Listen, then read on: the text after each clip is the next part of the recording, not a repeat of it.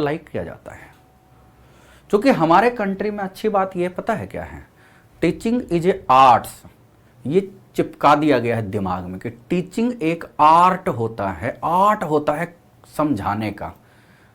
ऐसा कोई भी डेवलप्ड कंट्री नहीं है जहां ये नहीं बोला जाता। वहां बोला जाता है teaching is a part of intelligence.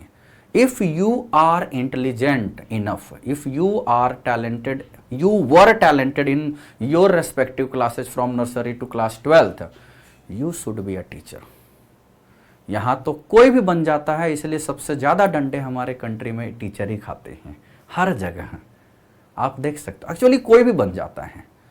मतलब हद तो तब हो जाती है कि बच्चा मतलब नए नए कमर आते हैं, सर कंपनी आ नहीं रही है, जॉब मिल नहीं रहा है, चलो टीचर ही बन जाते हैं। यार इतना गुस्सा आता है कि मतलब भाई टीचर का मतलब आपको आना चाहिए सारे कंसेप्ट। ये नहीं कि अब तो ऑनलाइन का जमाना है, स्क्रीन पर ले आते हैं। इवन ऑफलाइन में तो बहुत सारे टीचर पढ़ाते ही नहीं थे, ऑफलाइन में भी ये सीधे बोल देते हैं बच्चों याद कर लो, और ये भी बोल देते हैं ज्यादा यूज नहीं होगा, ज्यादा यूज नहीं होगा। ये कमाल है। और ऑनलाइन में तो स्लाइड पर स्लाइड पर स्लाइड, इसके स्लाइड बनाने में मुझे भी 10 मिनट लग जाते हैं।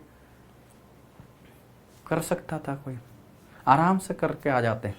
पॉइंट ये है कि मैं यहां पर इस टॉपिक में ज्यादा इसलिए लिख रहा हूं कि आपको ये फील हो कि जब मुझ जैसे कोई याद हो गया जिसकी कोई वैल्यू नहीं है इंडिया में, तो आप लोग तो अपने आप को बिल गेट्स के आसपास ही समझते हो ना, तो आपको तो याद होना चाहिए, है कि नहीं। इस वजह से मैं इस टॉपिक में, आप हमेशा ऑब्जर्व करोगे, मैं कुछ कंसेप्ट कुछ भी लिख के नहीं ला रहा हूं, इवन क्वेश्चन तक लिख के नहीं ला रहा हूं मैं। पीपीटी बनाने में ना, नोट फाइल बनाने में 1 घंटा एक्स्ट्रा लगता, और मैं टाइम में ये सब नहीं देखता, है ना। बना के बाकी टॉपिक में लाए थे, यहाँ भी ला सकते थे।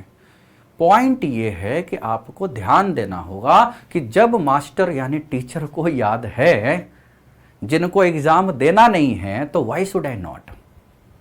आपको तो एग्जाम में बैठना है, आपको तो याद रखना टीचर से भी ज्यादा मैंडेटरी कंडीशन है कि नहीं। तो ये ध्यान देते हैं बच्चों।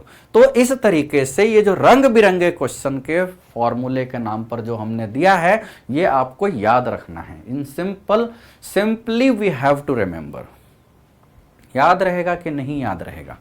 यस सर, याद रहेगा। बहुत अच्छे से याद रखना है आपको। याद रहेगा?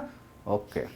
तो ये यदि आपको फॉर्मूले याद रहते हैं, तो इन पर बेस्ड आसान से लेकर टफ क्वेश्चन हर जगह से पूछे जाते हैं बच्चों, है ना। तो इस तरह के देखो, यदि ये सब फॉर्मूले याद रहते हैं, अभी देखो जमाना चल रहा है, क्या जमाना चल रहा है, अभी जो डेट चल रही है वो 15 अगस्त के आसपास की चल रही है।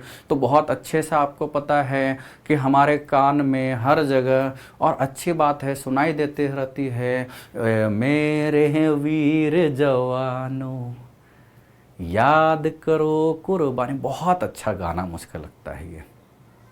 वन साइड ये है कि कुर्बानी मतलब क्या होता है। कुर्बानी मतलब ऐसा तो है नहीं कि बॉर्डर पर जाके ऐसा तो होता नहीं है। ये भी एक कुर्बानी का पार्ट था। वो कुर्बानी वो थी देश आज़ादी के लिए। आज के टाइम में बच्चों आपके लिए कुर्बानी क्या है? मैं हमेशा बोलता हूँ, बहुत सारे लेक्चर में मैंने बोला है, आज के डेट में आप इतनी अच्छे से स्टडी करो या हार्ड वर्क या जो भी करना है, जो भी करो बच्चों, कम से कम अच्छे सिटीजन के लिए लग्जरी टैक्स तो दो। कुर्बानी मतलब क्या होता है ना, जो दिल से हो, है कि नहीं। वैसे थोड़ा सा मैच्योर होना होता है, क्योंकि हमें ये शुरुआत से नहीं सिखाया जाता कि हम किसी अच्छे स्टार होटल में जाएं, बहुत महंगे रेट पर हम एक लच्छा पराठा मंगाते हैं, एक मतलब क्या बोलते हैं, तंदूरी रोटी मंगाते हैं, नॉर्मल सी रोटी, उसका भी रेट अच्छा खासा होता है। हो सकता है मैंने मतलब 60-70 रुपये पर रोटी तक तो हमने खा रखे हैं। अब उसमें से एक छोटी सी रोटी 60 रुपए की आ रही है, मतलब उसका 40% हिस्सा वेटर ही लेके चला जा रहा है। यार थोड़ा मैच्योरिटी लानी होगी ना, कि आपको 60% हिस्सा ही मिलेगा। तो जब इस तरह से आप सोचोगे और स्टडी करोगे और ऐसे स्टडी करोगे, तभी ना आप लग्जरी टैक्स के दायरे में आओगे, है कि नहीं।